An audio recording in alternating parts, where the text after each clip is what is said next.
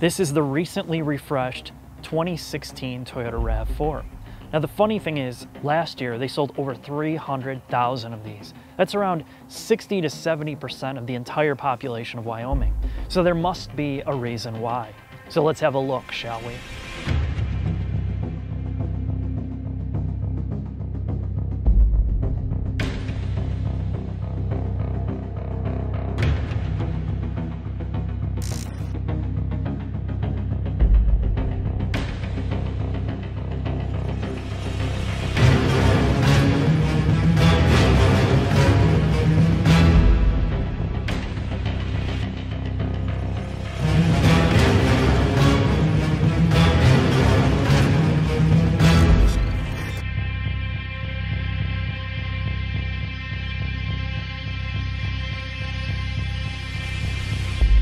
Now you might be wondering, what is this color? Is it purple?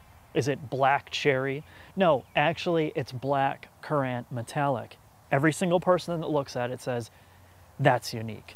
You don't see a lot of this color out there, so that's nice. The second thing you notice is this doesn't look like every mainstream watered down car. Yes, it does have that SUV, compact SUV look, but you don't look at it and think, wow, this is so boring, I'm gonna just pass out looking at it and driving it every day. They have added some elements of just some sportiness, from the LED headlamps to the bumper and front grille design to the overall lines. There's something interesting to look at here. The rear is just more of the same. The taillight design, these new taillights look really good back here, and it almost feels like they're borrowing some things here from Lexus.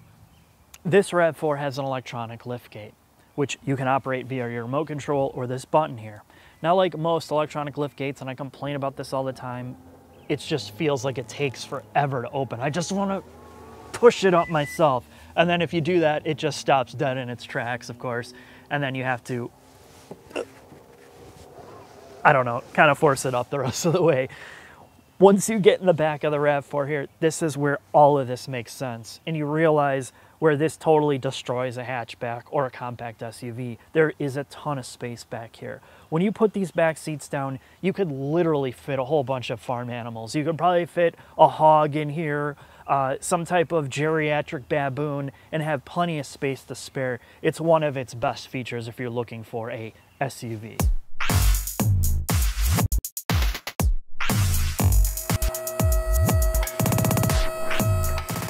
So what do we got, Scott?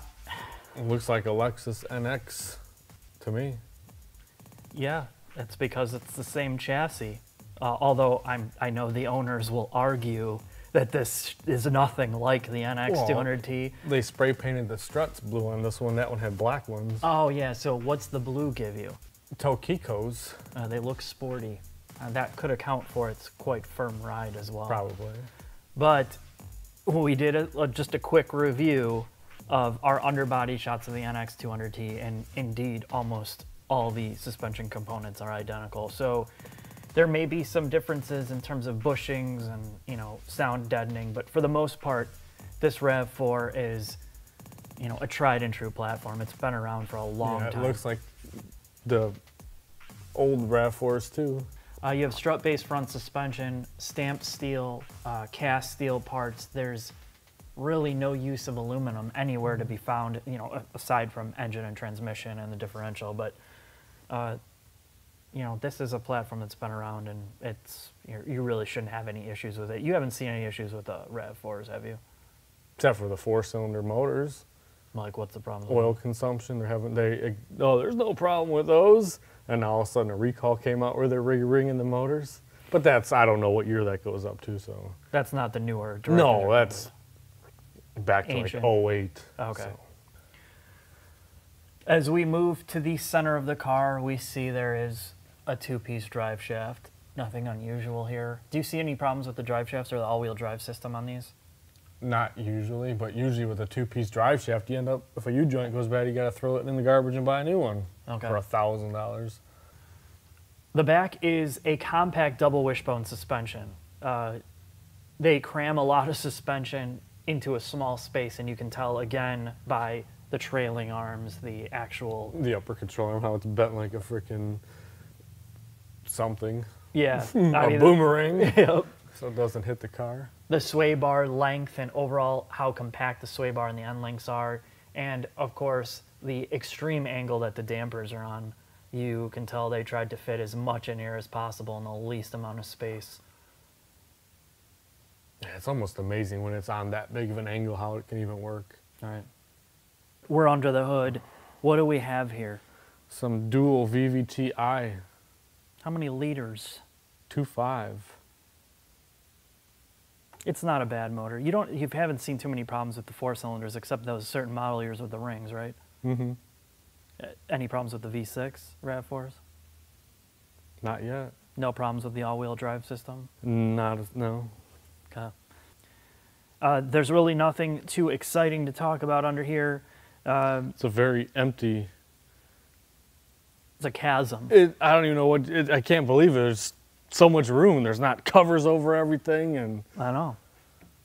Yeah, and that actually makes it more enjoyable for you to work on. Well, especially for viewing under the bonnet, man. It's like, wow, there's an air gap somewhere. And you can actually get behind the motor without having to deal with taking 20 pounds of plastic trim off. Mm-hmm. Let's get on the road with the RAV4, shall we? Maybe we should put it in gear too. These automatics, I don't know how to drive them.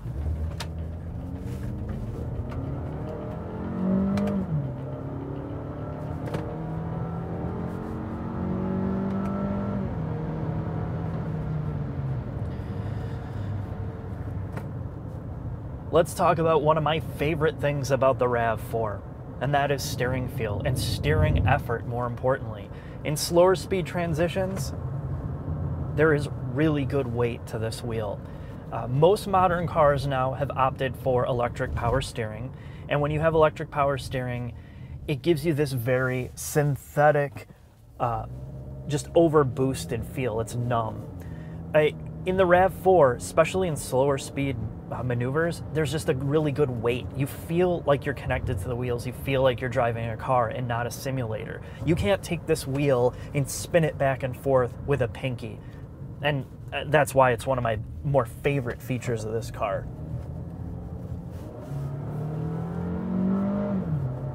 Now, this automatic transmission has a couple different modes. You have normal, eco, and sport. When you put this car in sport, it just, like most cars, it downshifts. It keeps the RPMs up, so you're kind of in that sweet spot for torque. In eco mode, its primary objective is fuel economy, so the transmission's always upshifting to the highest gear possible at any given point.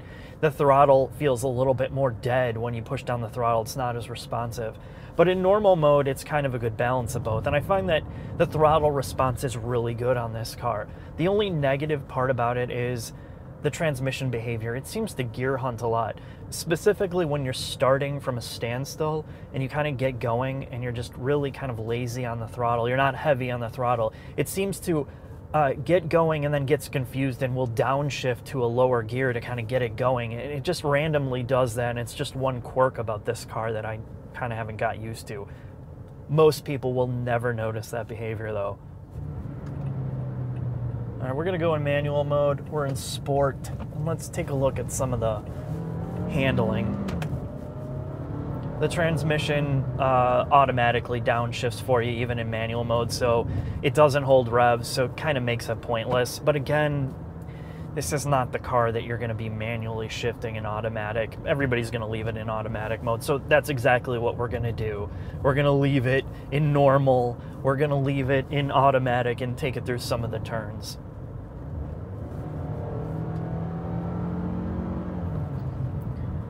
Brakes are a little soft. I'll be straight about that. You don't get immediate bite. They're more spongy feeling.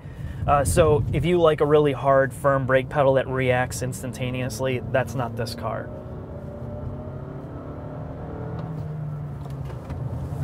There is understeer. This car favors understeer more than anything. And the big negative part about the overall drivability of this RAV4 is the tires. They're on these eco all-season tires that have marginal grip in the dry and really poor grip in any type of wet conditions or slush. My confidence with lateral grip on this car in any type of wet is really bad. The front end washes out. It understeers so bad. So if you're somebody that wants to drive this vehicle in a more sporty, fun, if you're an enthusiast, you'd have to swap out the tires. But I think, again, for most people, these eco tires are going to get you the fuel efficiency, that level of refinement and quietness that you want. Now, cruising along, the overall ride quality is good on good pavement. One of the RAV4's best suits is it gives you a sense of refinement, road isolation. Now, it's not luxury car, it definitely is not, but it's not eco car either. They found a balance between, comfort, ride quality, and quietness that most people getting in here are going to appreciate. It's not until you get on choppy pavement that I have a big problem with it. The next test is just how does the suspension manage itself over broken, choppy pavement. This is where I've started to bring more vehicles. And full disclosure, most cars and trucks don't do well back here. It's really difficult to dampen these types of bumps.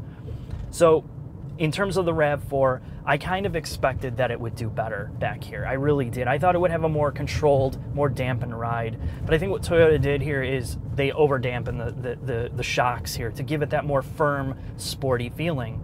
And I had the same complaint about the NX200T. That felt really choppy to me for what it was. And big shock, it's on the same chassis.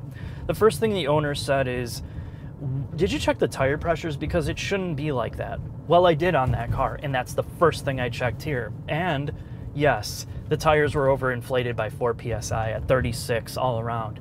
So I dropped the pressures down to the recommended 32, and it did improve it a little bit. And then I dropped it down to 30 to see how much it would be, even if it was any better. And it did improve the ride quality, but I still have this sense of chop and over dampening from the suspension setup. So really, it's gonna be up to the owners of this car and the people test driving. It's gonna figure out, is it offensive to them as well?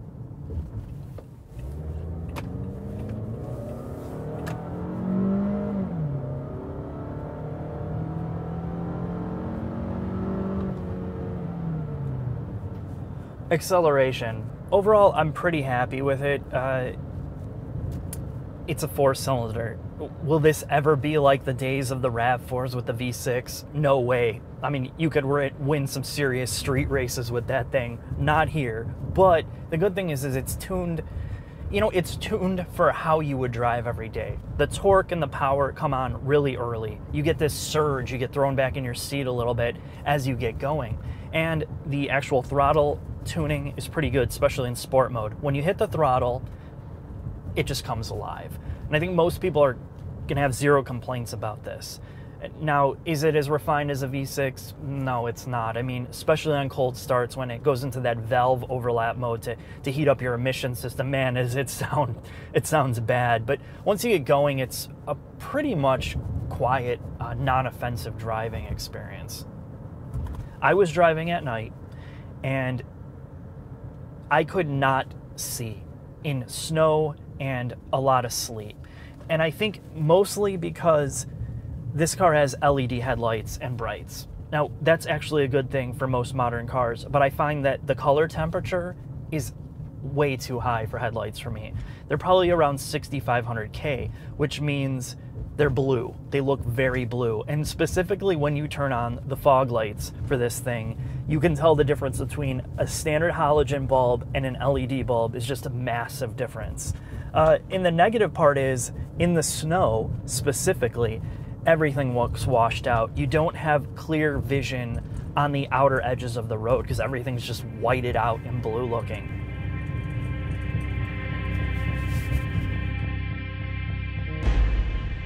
One of the best things about the interior of the RAV4 is how Toyota has been able to blend elements from their truck platforms, like the new Toyota Tacoma, which is a great truck interior.